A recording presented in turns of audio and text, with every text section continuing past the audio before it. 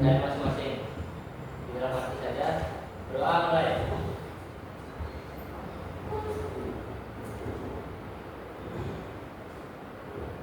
Doa selesai.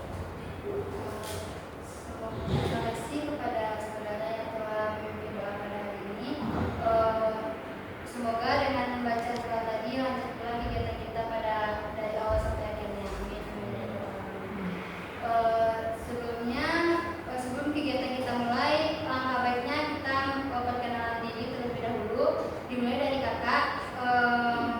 Nanti adik-adik juga perkenalkan dirinya, yaitu dengan nama, panggilan, dan BP berapa dari kelas berapa juga.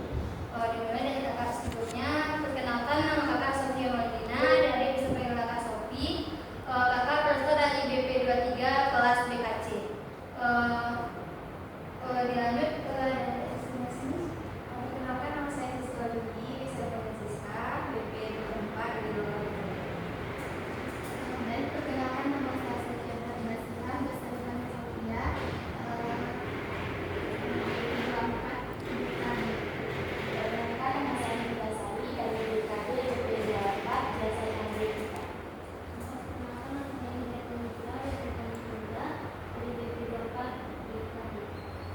Perkenalkan, nama saya Fahri, biasa dipanggil Fahri, dari BP24 Bukan BA.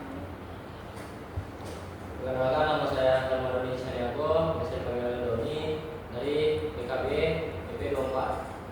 Terima kasih kepada adik yang sudah memperkenalkan diri tadi. Nanti kalau misalkan di pertengahan kegiatan kakak lupa namanya, mau diingatkan lagi. Boleh juga bisa dari semangat. Oke, baik, kita lanjut. Selanjutnya yaitu adik-adik sudah tahu kegiatan kita pada hari ini? Belum. Ada yang sudah tahu? Belum. Kak.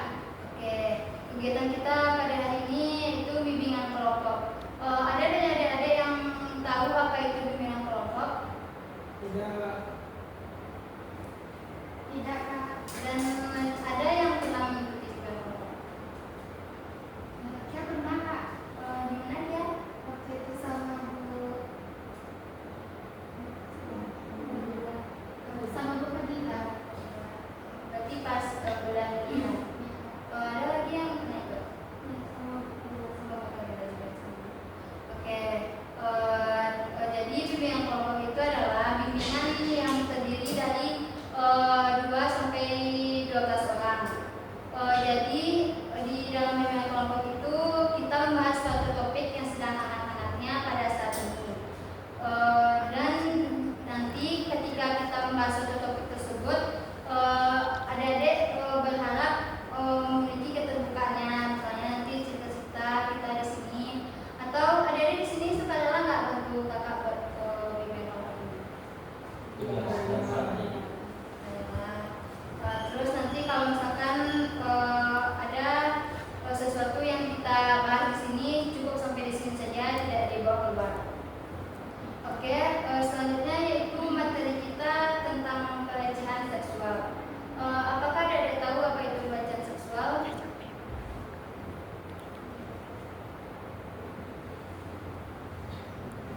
Ada yang tahu pelecehan seksual itu?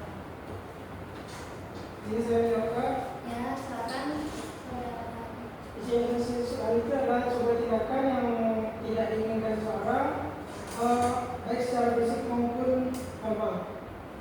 Oke, apakah masih ada dari rekan-rekan yang lain yang mau menyampaikan pendapatnya? Ini gak apa-apa, sampaikan aja pendapatnya apa aja yang diingat gitu, apa yang dipelajari.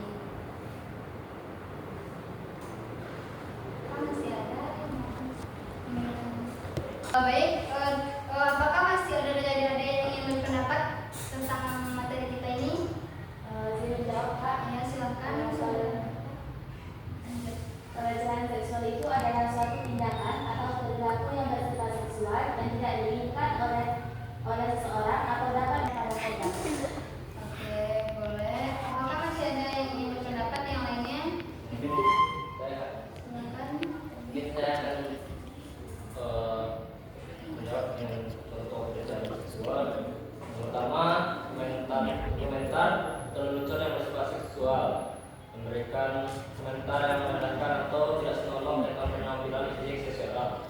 Kedua, sentuhan fisik yang tidak diinginkan, memegang, mencium atau menyentuh bagian tubuh seseorang tanpa izin. Yang ketiga, perilaku yang mengganggu atau mengintimidasi, mengirim pesan teks atau gambar yang bersifat seksual kepada seseorang tanpa persetujuan. Yang keempat, permintaan atau tekanan seksual, memaksa atau memberi tekanan kepada seseorang untuk melakukan aktivitas seksual. Mungkin hanya itu Kak, saya kutipkan. Oke, apakah masih ada yang ingin berpendapat? Saya mau izin menambahkan Kak. Ya, silakan Kia. Baiklah Kak, pelecehan seksual adalah tindakan yang menjejaskan martabat individu dan melanggar hak asasi manusia. Dapat terjadi di berbagai konteks seperti tempat kerja, pendidikan, dan ruang publik. Ini Kak.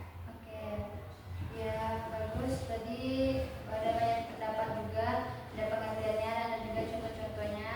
Kayak ya betul sekali yang ada bilang tadi, pelecehan seksual adalah tindakan yang tidak senonoh yang dilakukan oleh seseorang. Dalam pelecehan seksual ini tidak hanya perempuan yang mendapatkan tindakan tersebut, lelaki juga bisa dapat tindakan tersebut. Dan tindakan tersebut tidak mengenal umur maupun jenis kelamin. Dan bentuk-bentuk pelecehan seksual itu tidak hanya seperti tindakan tersebut, tapi juga banyak tentang seperti ucapan-ucapan juga. Baik, kayaknya udah pada capek. Gimana kalau kita ice breaking?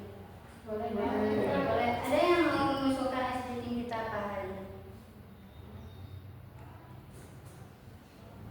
Ada yang perlu ice breaking mungkin?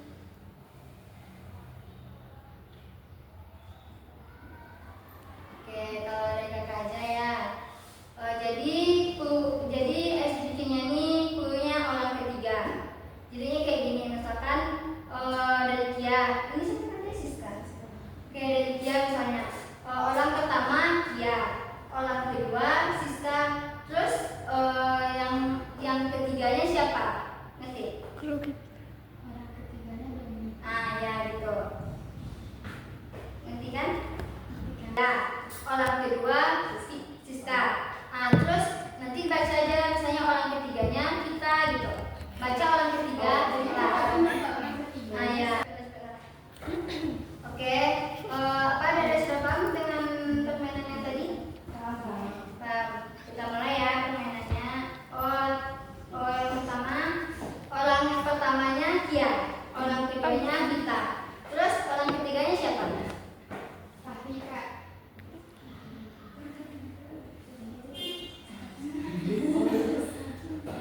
Oke, lanjut ya.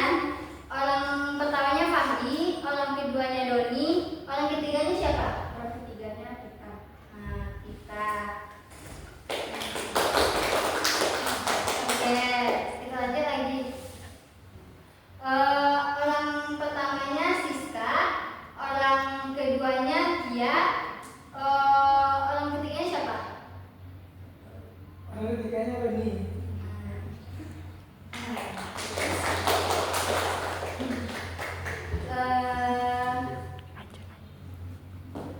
Oke, kayaknya adik-adik sudah mulai fokus SDK-nya dengan ada SDK tadi. Semoga adik-adik bisa fokus selanjutnya. Kakak berharap adik-adik lebih aktif lagi untuk kegiatan hari ini.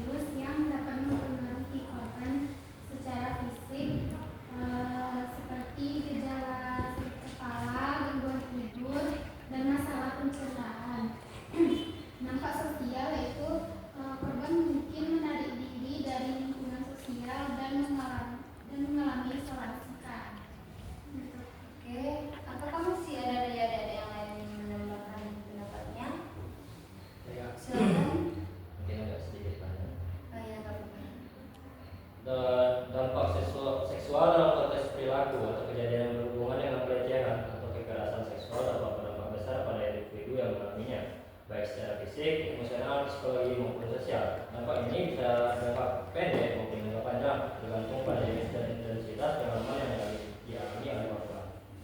Ada contohnya di sini. Yang pertama, dampak emosional dan psikologis. Itu kecemasan dan ketakutan, depresi, rasa malu dan bersalah, menghindari, dan gangguan sosial, trauma dan gangguan stres pasca trauma. Dampak fisik, cedera fisik, penyakit menular seksual, kehamilan tidak diinginkan. Yang ketiga, dampak sosial, stigma sosial, gangguan pada hubungan pribadi, kesulitan dalam karir atau pendidikan. Yang keempat, dampak jangka panjang, kesehatan mental yang terganggu, perubahan dalam seksualitas, kerusakan pada identitas diri. Yang kelima, dampak pada kepercayaan diri. Korban dapat merasa kehilangan kontrol atas tubuh mereka sendiri dan meragukan nilai diri mereka setelah mengalami pelecehan seksual. Perasaan ini bisa mempengaruhi kualitas hidup mereka dan kemampuan untuk membangun hubungan yang sehat. Mungkin hanya itulah saya berikan. Oke, terima kasih kepada saudara. Nah, poin selanjutnya itu tentang pencegahan seksual. Apakah adik-adik tahu apa saja dari pencegahan seksual tersebut? Menjawab Kak, untuk mencegah pelecehan seksual bisa diambil tindakan seperti hindari situasi berbahaya, minimal risiko dengan tidak berada di tempat sepi, terutama saat malam hari. 2. Berkomunikasi batasan dengan jelas, sampaikan ketidaknyamanan secara tegas jika ada yang melanggar batasan Anda. 3. Bersikap tegas, tidak sikap percaya diri dan jangan membiarkan sikap pasif disalahartikan sebagai persetujuan. 4. Pencapaian betul. Jika merasa tidak nyaman, segera tinggalkan situasi tersebut.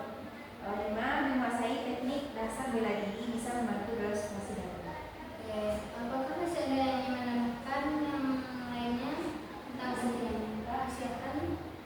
Dalam pencegahan seksual ini, nantinya dapat melibatkan berbagai rangka yang dapat dilakukan oleh individu, masyarakat, serta lembaga atau organisasi untuk menciptakan lingkungan yang aman dan menghormati hak-hak pribadi. Ada beberapa langkahnya dalam pelecehan seksual ini, yang dimana yang pertama, edukasi dan kesadaran, mengajarkan remaja, anak-anak, serta orang dewasa tentang pentingnya menghormati batasan fisik dan emosional orang lain, serta mengenali tindakan yang dapat dianggap sebagai pelecehan seksual. Kemudian pembuatan kebijakan di tempat kerja maupun di pendidikan, menegaskan kepada organisasi, tempat kerja, dan lembaga pendidikan harus memiliki kebijakan yang jelas mengenai pencegahan dan penanganan pelecehan seksual. Kemudian menghargai persetujuan, menekankan pentingnya mendapatkan persetujuan yang jelas dan eksplisit dalam semua jenis interaksi seksual. Kemudian membangun lingkungan yang aman, menciptakan tempat kerja, sekolah, atau komunitas yang setara di mana tidak ada penyalahgunaan kekuasaan dalam bentuk pelecehan seksual seperti hubungan antara atasan dan bawahan. Kemudian dukungan untuk korban, menyediakan layanan psikologis, konseling, dan hukum bagi korban pelecehan seksual untuk membantu mereka mengatasi dampak psikologis dan emosional. Kemudian penegakan hukum yang tegas, menetapkan dan menegakkan hukuman yang tegas bagi pelaku pelecehan seksual untuk memberikan efek jera dan memastikan bahwa perilaku bertanggung jawab atas perbuatannya. Mungkin cukup itu yang bisa saya tambahkan. Oke, masih ada yang ingin menambahkan? Oke, selanjutnya tadi kakak juga sudah menjelaskan apa itu pelecehan seksual, dampaknya, dan juga sudah aktif juga tadi. Apakah adik-adik bisa menyimpulkan dari yang kakak jelaskan tadi? Dimulai dari sini. Mungkin kesimpulan yang dapat saya simpulkan sendiri yaitu bahwa tindakan ini merupakan pelanggaran terhadap hak-hak individu, dapat menimbulkan dampak fisik, emosional, dan psikologis yang mendalam bagi korban dan orang tuanya juga marah.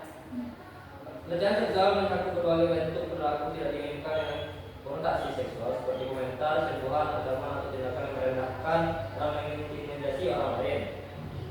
Nah, itulah. Oke, silakan. Kesimpulan saya pelecehan seksual adalah tindakan atau perilaku yang bersifat seksual tidak diinginkan dan mengarah pada pemaksaan atau pengaruh yang merendahkan, mengintimidasi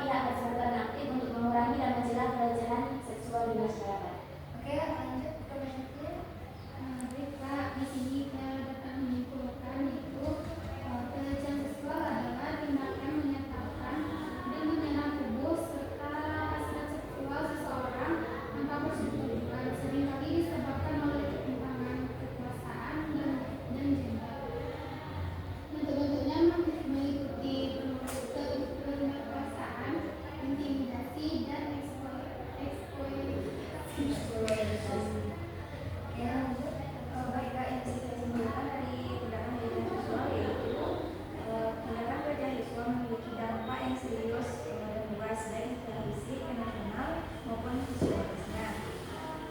Beberapa pelecehan seksual dampak korbannya seperti trauma psikologis dan emosional, dampak sosialnya kehilangan kepercayaan diri terhadap diri sendiri, dan korban bisa mengkarakteristikkan pelakunya seperti kekurangan empati dan penghargaan terhadap korban, pencegahan dan penanganannya, pendidikan tentang batasan dan kesopanan.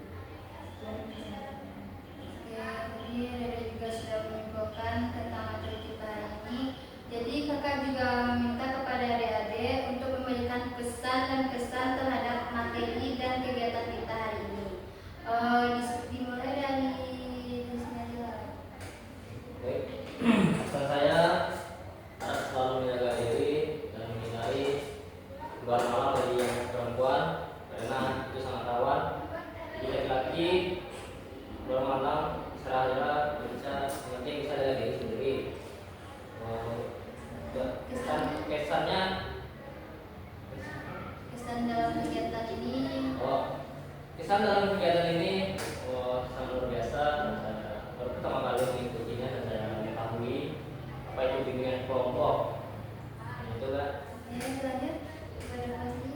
Mungkin pesan dari saya untuk kedepannya kita bisa menjaga diri dan untuk kegiatan selanjutnya kita bisa melakukan atau memberikan saran yang lebih inti dan bagi teman-teman bisa lebih aktif untuk menyampaikan komunikasinya.